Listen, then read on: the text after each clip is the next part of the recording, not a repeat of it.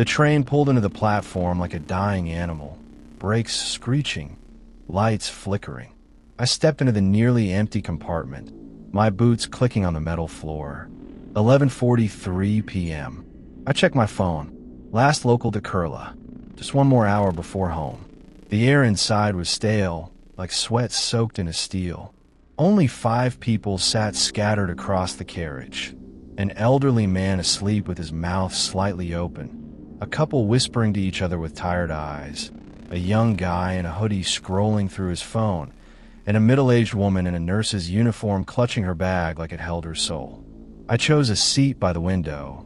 The cracked pane breathing in gusts of warm, polluted Mumbai air as the train lurched forward. The city blurred past.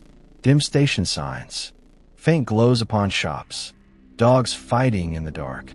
For 20 minutes, nothing unusual happened.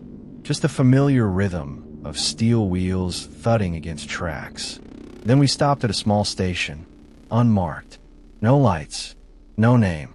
The kind of place you'd assume was shut down years ago. Yet the doors hissed open. No one got off. But someone got on. I didn't see his face right away. Just a silhouette. He walked past me slowly. Wore a long brown coat. Old-fashioned. Like the kind from black and white detective films. His shoes were muddy. Didn't sit. Just stood at the far end of the coach, staring at the old man. Something about him made the hairs on my arms rise. The train started again. 5 minutes later, the old man jolted awake with a choking gasp, clutching his chest. He looked around, panicked, then locked eyes with the man in the coat. "To Yahan Kaizaya?" The old man croaked. "How did you come here?" The man didn't respond, just took a slow step forward. The couple next to me turned, confused. The young guy in the hoodie looked up from his phone, but no one said anything. We were all watching. The old man stood up, stumbling back, pale as paper. The lights flickered once, then again, and then the man in the coat vanished. Just gone. No trace. The old man collapsed, dead before he hit the floor. Chaos erupted. The nurse rushed over, checked for a pulse. Nothing. The couple screamed for help. The young guy started recording. I just sat there, frozen. At the next station, we stopped for 15 minutes while railway police arrived. They chalked it up to a heart attack. Took the body. Questioned everyone. I told them everything. Even the part about the man in the coat. They exchanged looks. Didn't believe me. Or maybe they knew something. The train continued. One by one, the passengers got off. The couple at Dadar. The young guy at Matunga. The nurse at Shaun. By the time we pulled out again, I was alone. Or I thought I was. I heard footsteps. Soft. Wet. Like dragging a soaked rag on concrete. I turned. The man in the coat was back. Standing by the same door. But now, his face was visible. It was horribly familiar. I knew that face. It was the face of the man who died in the Churchgate derailment 5 years ago. A man I'd seen in the newspaper. A man I'd seen die. And suddenly I remember something else. I was there that day. I survived that derailment. And I'd seen him sitting across from me just moments before the train flipped. He was holding a little girl's photo. His daughter. He'd begged me to switch seats so he could be closer to the door. I had refused. He had to stay where he was. He died when the coach crumpled. I walked away, and now he was walking toward me. I couldn't move. My breath caught in my throat. My legs refused to function. He sat down in front of me. "Kurla's the end of the line," he whispered. Then he smiled. The train stopped. I was the only one who got off. For weeks, I couldn't sleep. Couldn't take the train. I walked miles, rode buses, avoided tracks like they carried the plague. Then one night, drunk and alone, I returned to that station. Asked a retired conductor about the unmarked stop. Showed him photos of that train. He shook his head. "There's no station like that. Not anymore." He paused.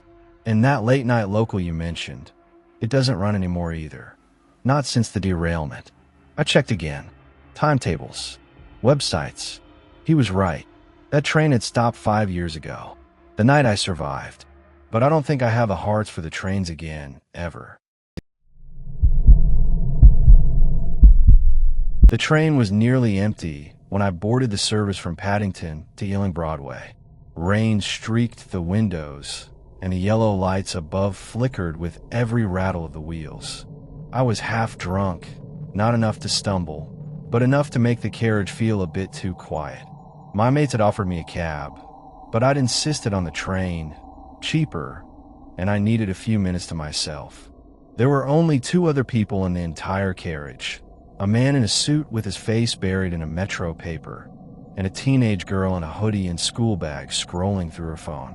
I took a seat by the window, opposite the girl, 1 row behind the man. The seats were damp. The air smelled of wet cloth and old metal. As the train pulled out of the station, I leaned back, watching my reflection in the glass ripple with the darkness outside.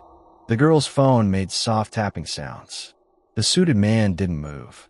5 minutes later, the train passed through a tunnel, and that's when the carriage lights briefly cut out. Total black. Not for long, maybe 4 seconds, but long enough. When the lights came back, the man in the suit was now staring directly at me. No paper, no shifting positions, just looking. It startled me enough to sit up straight. I nodded awkwardly. He didn't blink. His face was strangely blank, like someone halfway through remembering something horrible. Then, slowly, he turned back and resumed his earlier pose. Paper up, unmoving. I tried to laugh it off. Probably just weird timing. 2 stops later, Acton Main Line, the girl stood up and got off. I watched her disappear down the steps of the platform, her hoodie pulled up against the drizzle. As the doors hissed shut, I glanced back at the man. Still there, still reading. Except this time, I noticed his paper was upside down. I was officially sober. I cleared my throat. "Excuse me, mate. You all right?" No response. Paper's upside down. Nothing. The train rattled on. I stood up and slowly walked past him, pretending to head to the next carriage. As I moved closer, I saw something I hadn't before. His shoes were soaked, as if he'd been standing in ankle-deep water, but his trousers were bone-dry. I crossed into the next carriage and looked back through the glass door. He was now standing, not walking, not turning, just standing, directly facing the door. Something about his stillness. It wasn't human.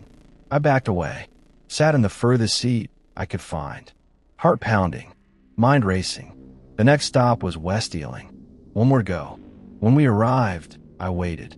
No one boarded. I peeked through the glass door again. The carriage behind me was empty. Empty. He was gone. I swear on my life, I didn't blink. I didn't look away for more than a second. And then I heard it. Breathing. Slow. Heavy. Just behind my seat. I didn't move. I didn't even breathe. And then my phone vibrated in my pocket. A text from an unknown number. "Sit still." My throat went dry.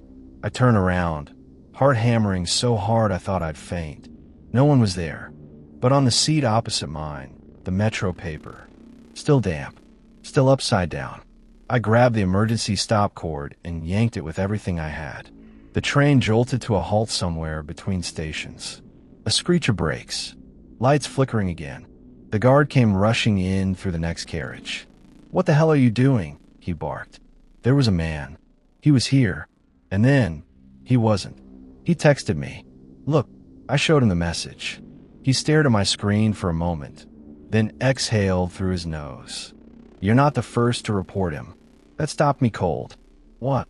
He nodded grimly. Commuters call him the Reader. Always alone. Always appears when someone's vulnerable or traveling late. Never seen on CCTV. Never talks. Just watches. Is he dangerous?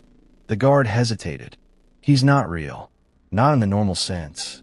But people who see him, most don't take the train again. Some don't sleep for days. One bloke from last month, he hasn't spoken since. He took the paper from the seat, turned it right side up, and dropped it in the bin like it was radioactive. "Next time, take the cab," he said. At 2:11 a.m., we rolled into Ealing Broadway. The rain had stopped. I walked home in total silence, and I haven't set foot on a train since. But every so often, late at night, I still think if it would stay with me for the rest of my days.